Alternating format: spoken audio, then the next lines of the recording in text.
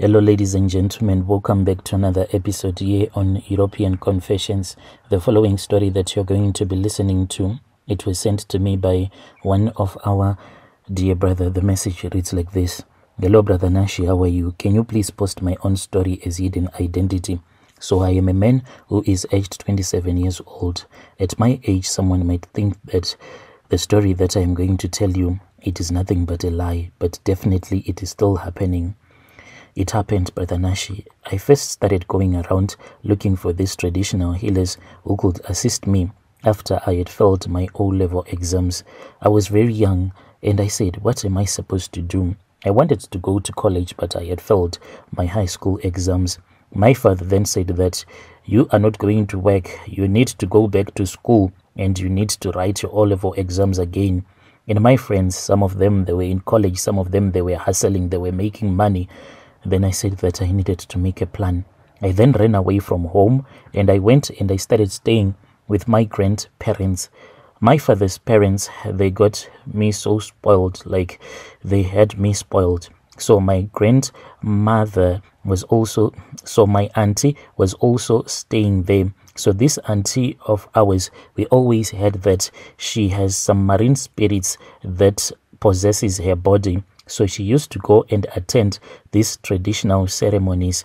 And when she went to attend this other traditional ceremony where they were having a dinner party for the marine spirits, I saw her. She was dressed up in the clothes that were all glittering. And I then said to her that I wanted to go with her. And she was like surprised. And she was like, you want to go with me to this marine spirits dinner party? Then if you want, let us go together, because I lied to her that I just wanted to know what it is like, because I wanted to learn the history of the family, but it was just a lie. So when we went there, I only had one mission in mind, and the mission that I had was to create some connections, because I thought that maybe when we will be at that dinner party, I might find someone who might assist me and even sell to me a marine spirit so that I can make money. And you see, these people that will be searching for people who can assist them like online, do you think that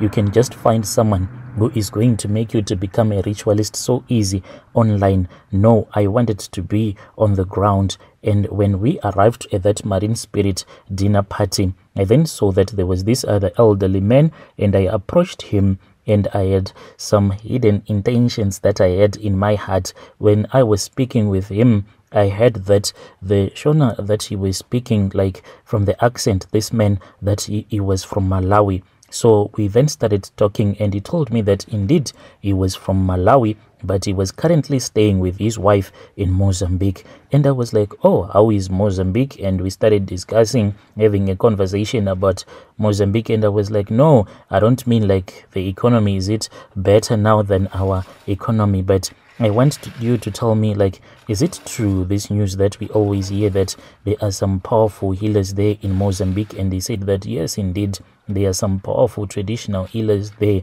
And I said, oh, if there are some powerful traditional healers, does it mean that if I come with you to Mozambique, will I get someone who can assist me? This man, he then laughed at me and he said, you look at this one. He wants to finish the whole family. Don't you know that these things, in order for them to give you money, they will need blood? Where are you going to get the blood from? You are still very young. You need to grow up. The things that you are talking about, those ones, they are only meant to be discussed by people that are mature. As for you, you are still too young, my boy. You still need to grow up, because you won't be able to keep up with the oath that will be given. Once you have been given a charm, then that charm will demand blood.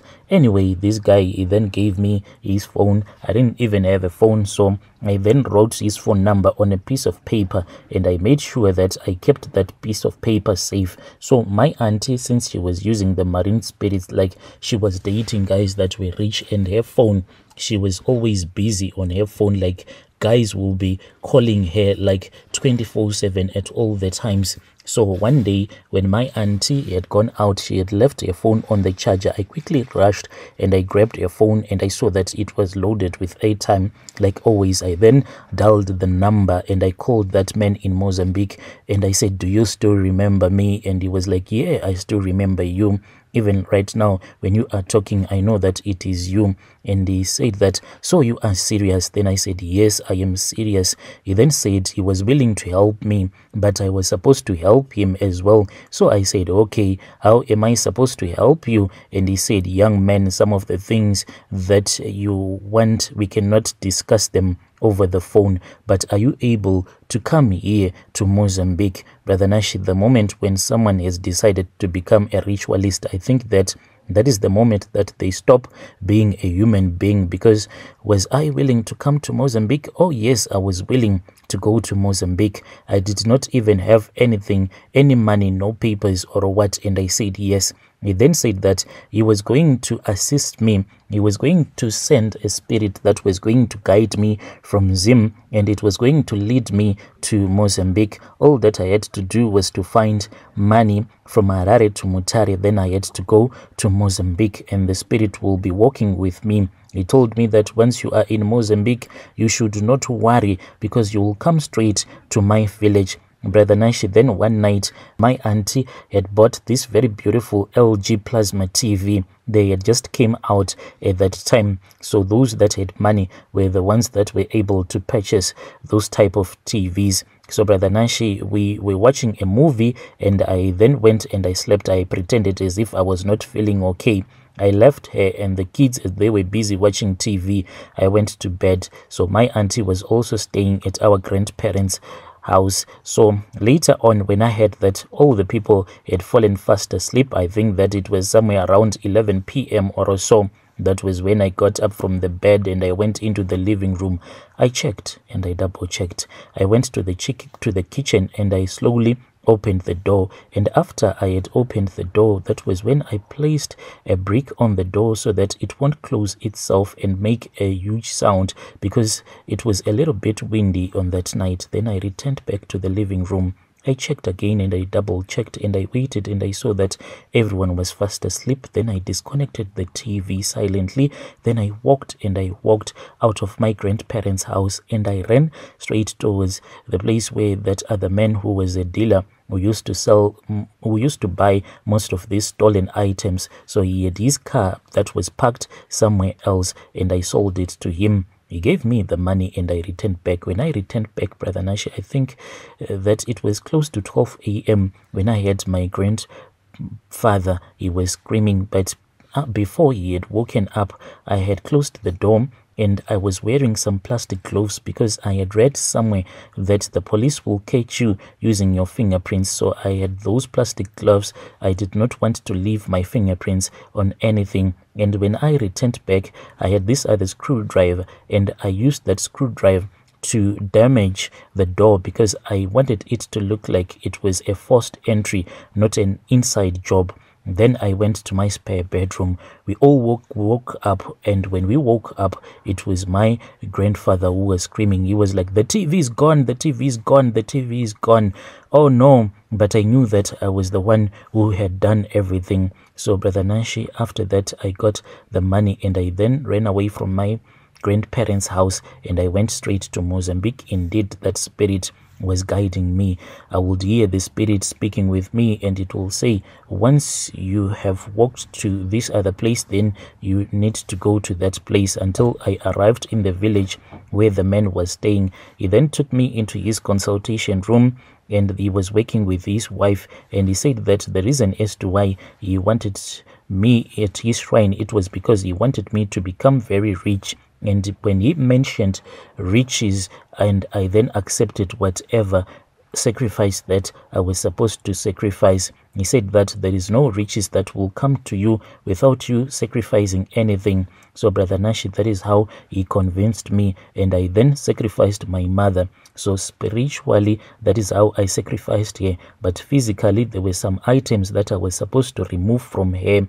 I kept my mother in the mortuary as long as I could because I was given some charms that was going to cause confusion between my mom's relatives, such that she stayed in the mortuary for a very long time. And when we buried her without any body viewing done, and there were some body parts that were removed. Brother Nashi, when my mother was buried, her body had gone bad, like her whole face, it had gone green, but people did not even realize that some of her body parts had gone missing. I took 2 of her fingers, and that traditional healer took 2 of her toes and went with those big toes to Mozambique. So I am still using these fingers that I took from my mother. I always keep them with me. So I have this other very small bag that I use when I am carrying my card around, and that is the bag that I use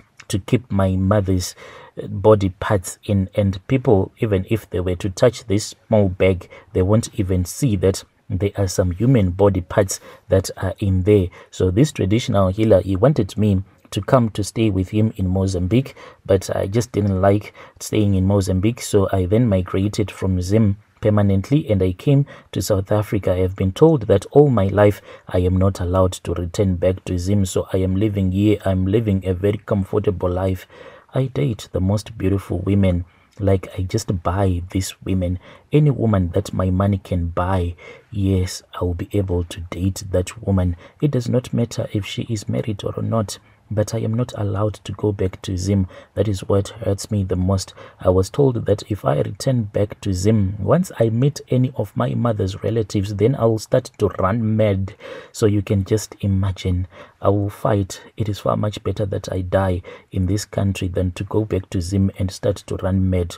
My mom's spirit, he said that it is lost in a certain forest there in Zim, busy trying to look for me, trying to find me. So once I return back to Zim, then it will be easy for my mom's spirit to locate me. So for me, South Africa has became a safe haven where I can enjoy my money. And one thing that I like about South Africa is that there are parts in South Africa where you can even think that you are in Europe. So I am not leaving this country anytime soon. I have started a few companies here in South Africa, and I am living large, and I am not in a rush to get married. I am just enjoying life. Dear listeners, right there was a message that was sent to me by one of our dear brother. Strange things do happen in this world. Just imagine, saying that he is rich at 27 years old. Very rich.